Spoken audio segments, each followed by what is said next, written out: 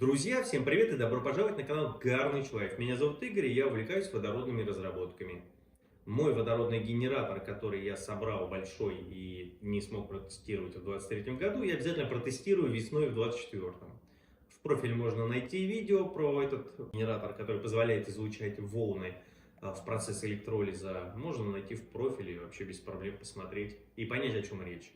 Что касается генератора, который я поставил на машину, машина уехала на север. Да, я в конце того года поставил генератор на машину, но так получилось, что вообще эффекта пока экономии бензина нету, но я рассчитываю, что мы подведем черту буквально вот чуть позже, потому что машина видоизменяется, модернизируется, проводится ряд просто мероприятий для того, чтобы все-таки убедиться, есть ли экономия или нет ли экономии в использовании водородного генератора в автомобиле. То есть результаты будут чуть позже, пока это все дело не закончено. То есть это все в процессе. А что касается моего БТГ, он, если вы помните, у меня не заработал, но сам эффект очень интересный получился. Магниты действительно смещаются в роторе и образуется некая сила. Осталось видоизменить. Кстати, я уже видоизменил. Январские праздники ушли на то, чтобы сделать конструкцию довольно специфическую. И, кстати, напоминает ли вам другой какой-то магнитный двигатель, картинка генератора, который у меня получился? Сейчас я найду, у кого его распечатать. Кстати, если у вас есть возможность напечатать на 3D принтере болванку с габаритами в 300 мм, 30 см, напишите мне, пожалуйста, на почту. Было бы классно весной его напечатать, поставить магниты и проверить мою теорию насчет БТГ. Что касается, друзья, сегодняшней темы, я бы хотел, вот вы, наверное, удивитесь, а как так получилось, что ты вдруг, опа, и в другую стезю ушел. Да это все просто. Собираю генераторы водородные довольно давно, и разные люди пишут на почту. И вот как-то мне написал один человек, который болел, серьезно болел, попросил со мной встретиться. У него прям, то есть очень, очень страшные болезни были. Вид у него был такой, немножко печальный и нездоровый, прям реально нездоровый. Так вот, он мне поведал о том, что он употребляет водородную ингаляцию, и она его непосредственно как-то восстанавливает. Мне было интересно, я стал эту тему гуглить. А почему он мне это все рассказал? Он хотел, чтобы я собрал аналогичное устройство российское, тоже с протонообменной мембраной и так далее, но очень это было тяжко на тот момент. И, в общем, в принципе, поизучав рынок и посмотря на ряд устройств, причем как корейских, так и японских устройств, которые имеют огромный порядок цен, они все производят водород. Водород для ингаляции. Там есть и бутылочки какие-то с водородом для того, чтобы можно было пить и обогащать организм водородом. В общем, он мне всю эту тему рассказал. Мне стало интересно, я стал гуглить. Причем я довольно интересно это делал. Я брал Google переводчик, вбивал в него информацию на русском языке, там водородная медицина, и переводил на корейский, и лазил по корейским, по японским сайтам. Увидел просто невероятное количество информации о том, что да, действительно, люди употребляют водород, от него нет передозировки, и он выводит радикалы. В общем, если вам эта тема интересна, чем полезен вообще водород для организма человека, я думаю, вы без меня, я не буду вам какие-то лекции здесь затирать. Может быть, вставочку какую-нибудь сейчас сделаю, где-то там с какого-то ТВ. В клетках ДНК, белки, ферменты и так далее. И это вызывает преждевременное старение и массу заболеваний. Самые опасные среди этих свободных радикалов – гидроксильные радикалы, которые представляют собой агрессивные молекулы, способные повреждать жиры, белки, ДНК наших клеток. А это будет приводить к нарушению функционирования клеток, тканей, органов и систем.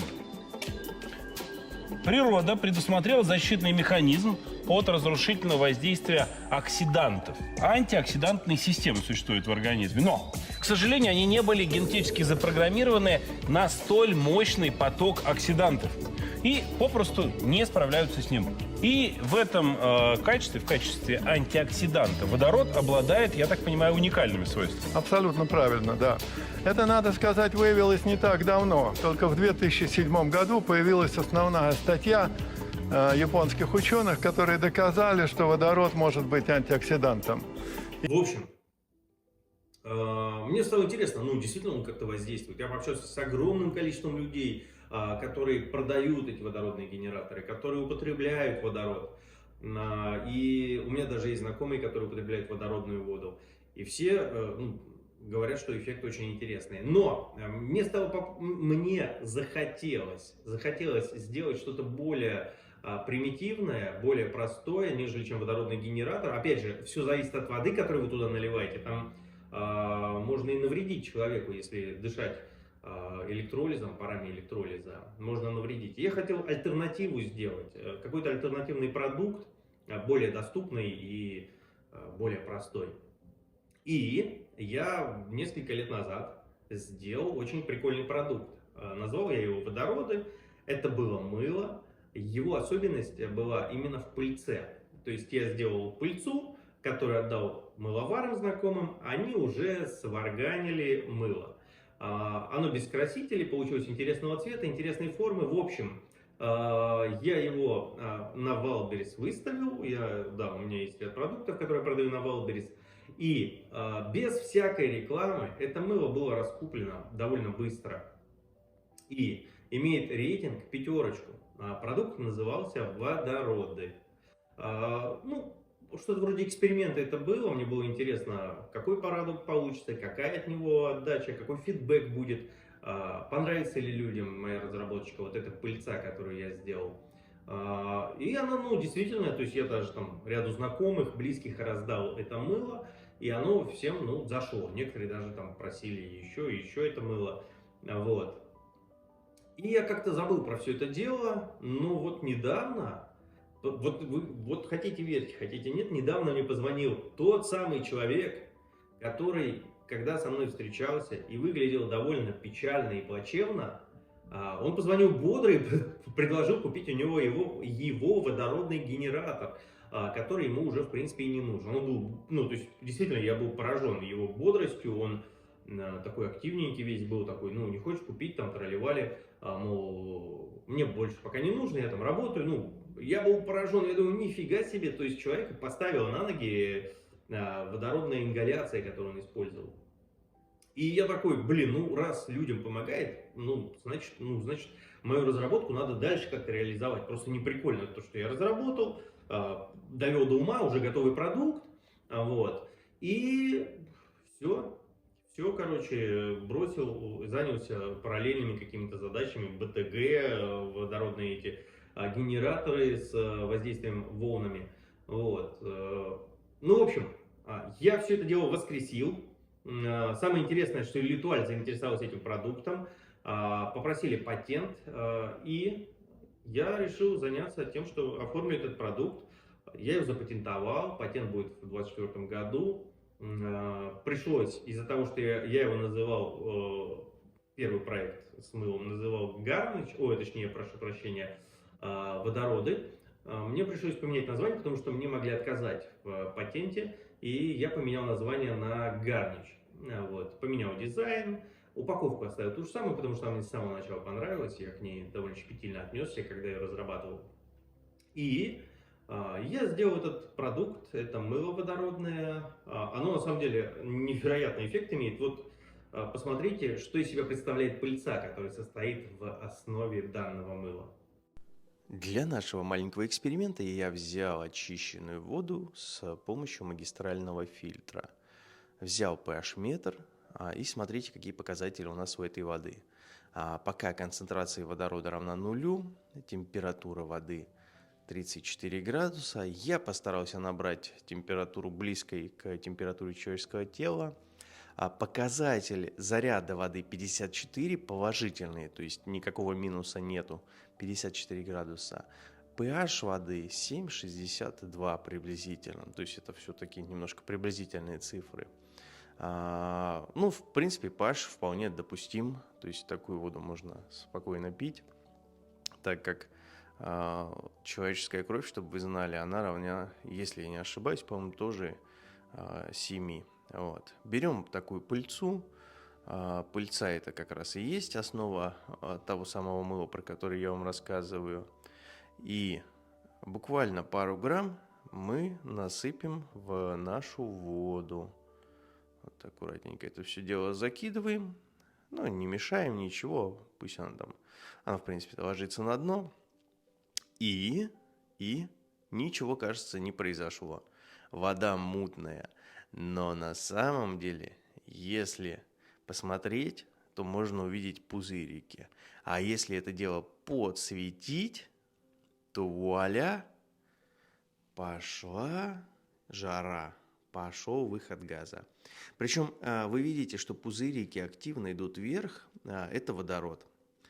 Но еще больше газа оседает в слоях воды, потому что у нас генерирует газ пыльца.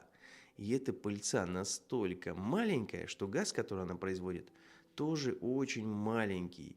А за счет этого он обогащает нашу воду, задерживаясь в слоях воды. И, по-моему, это было прекрасное решение для того, чтобы сделать какой-то водородный продукт, чтобы он, в свою очередь, генерил при контакте с водой газ, был максимально безопасен. Вот я трогаю воду, ничего там не произошло, ничего со мной не происходит. Но давайте замерим, что же произошло с водой после того, как мы добавили пыльцу. Опускаем наш тестер. И что мы видим, друзья? Показатель водорода начинает расти. Цифра приближается к 500. Можно зафиксировать ее на 470-480 единиц. Сама температура немного упала до 30 градусов. Ну и генерация происходит приблизительно в районе получаса. Конечно, все зависит от температуры. Но я брал температуру человеческого тела 36 градусов, 36,6. И она приблизительно составляла около получаса, плюс-минус 5 минут. Вот. Смотрите, какая прелесть. Вот. Это и есть на самом деле основа водородного мыла, но я думаю, я на этом не остановлюсь. Что-нибудь еще интересное сделаю. Вот. Давайте просто полюбуемся этой красотой. Прошло уже, наверное, минут 15, наверное, 20. Генерация также и продолжается. Пузырики эти выходят. Большая часть, конечно, маленьких пузырей задержится в слоях воды. Значит, сколько у нас единиц водорода? 500, можно сказать 510. Даже может быть 500. 500 единиц, температура 31 градус. Вот. И смотрите, заряд какой. Минус. То есть наша вода получила отрицательный заряд. Минус 249. Можно сказать, что там минус 250. Вот. Заряд поменялся, обогатилась водородом. И, в принципе, pH. pH изменился и стал он 8,5. Вот. Чтобы вы знали, у мыла, мыло, которое люди чаще всего используют, pH около 12. То есть это довольно такой серьезный щелочной продукт. Вот. 500. То есть, да, можно сказать, чуть больше 500. Вот такие показатели, друзья, мы с вами получили с нашей пыльцы. А далее эта пыльца изготавливается уже в составе мыла, и когда вы моете ваши руки или другие части тела, при контакте с водой, вода обогащается водородом, получает отрицательный заряд и через поры попадает в ваш организм, где она как раз и несет функцию антиоксиданта. Вот так вот сам выглядит, точнее, прошу прощения, выглядит само мыло. В общем, ребят, вот такой вот интересный у меня продукт получился. Не то, что я говорю, давайте, покупайте, это позволит мне дальше заниматься какими-то экспериментами в области водорода. Да нет, ну, суть в том, что если вы попробуете, я думаю, оно вам зайдет, потому что, честно, я сам пользуюсь им, и вот после него кожа как попка младенца. Вот. Вот такая вот маленькая история о текущих делах, то есть в будущем все будет.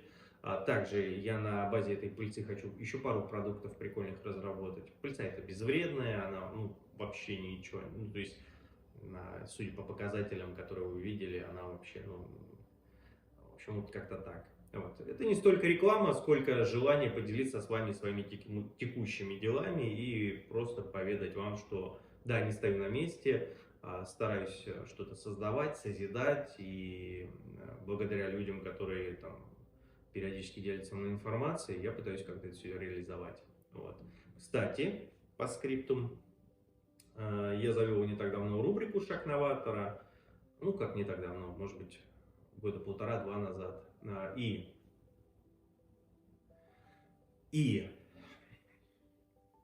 я очень надеюсь, что ребята, изобретатели, про которых я рассказываю в своих видео, они действительно дальше смогут проводить какие-то свои разработки. И я очень хотел бы людям, изобретателям, талантливым, которые тратят свои деньги, силы и время на то, чтобы создать что-то прекрасное, я бы очень хотел помогать, обозревать этих людей. И если вам рубрика «Шаг новатора» нравится, я дальше буду искать интересных изобретателей. У меня уже есть интересные изобретатели, про которых я обязательно вам расскажу в следующих своих видео. Поэтому, если вам не сложно, посмотрите, насколько удивительно у нас есть граждане, которые живут рядом с нами, которые создают что-то прекрасное, делают нашу страну и делают этот мир более футуристичным, современным.